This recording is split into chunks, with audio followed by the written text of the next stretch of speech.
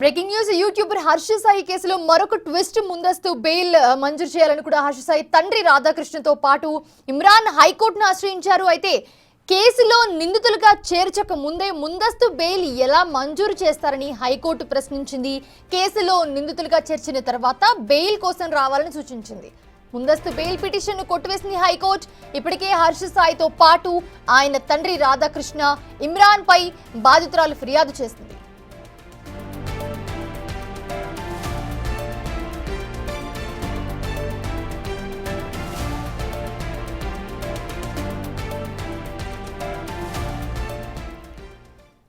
YouTuber Harsha Sai కేసులో ఒక మరో ట్విస్ట్ తెరపైకి వచ్చింది. ముందస్తు బెయిల్ మంజూరు చేయాలని కూడా హర్ష సాయి తండ్రి రాధాకృష్ణతో పాటు ఇమ్రాన్ హైకోర్టును ఆశ్రయించారు. కేసులో నిందితులుగా చేర్చక ముందే ముందస్తు బెయిల్ ఎలా మంజూరు చేశారని కూడా హైకోర్టు వాళ్ళని ప్రశ్నించింది. ఈ కేసులో నిందితులుగా చేర్చిన తర్వాత బెయిల్ కోసం రండి అని చెప్పి హైకోర్టు చెప్పుకొచ్చింది. ముందస్తు బెయిల్ పిటిషన్ను కొట్టివేసింది. ఇప్పటికే హర్ష సాయితో పాటు ఆయన తండ్రి రాధాకృష్ణ ఇమ్రాన్ పై బాధితురాలు ఫిర్యాదు చేసింది.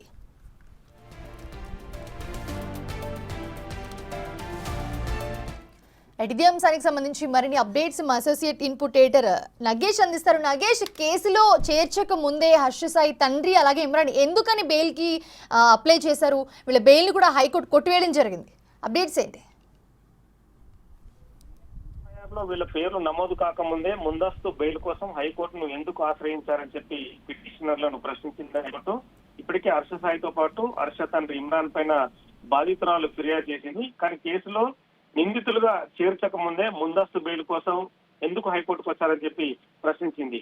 కేసులో నిందితులుగా చేర్చిన తర్వాత ముందస్తు బెయిల్కు రావాలని చెప్పి కూడా హైకోర్టు వాళ్ళకి చెప్పింది. హర్ష సాయి బాధితురాలకు పెళ్లి చేయాలని బాధితురాల వద్దకు వెళ్లి తండ్రి రాధాకృష్ణనే ప్రపోజల్ పెట్టాడని చెప్పి హర్ష సాయి తరపు న్యాయవాది వాదనలు వినిపించారు.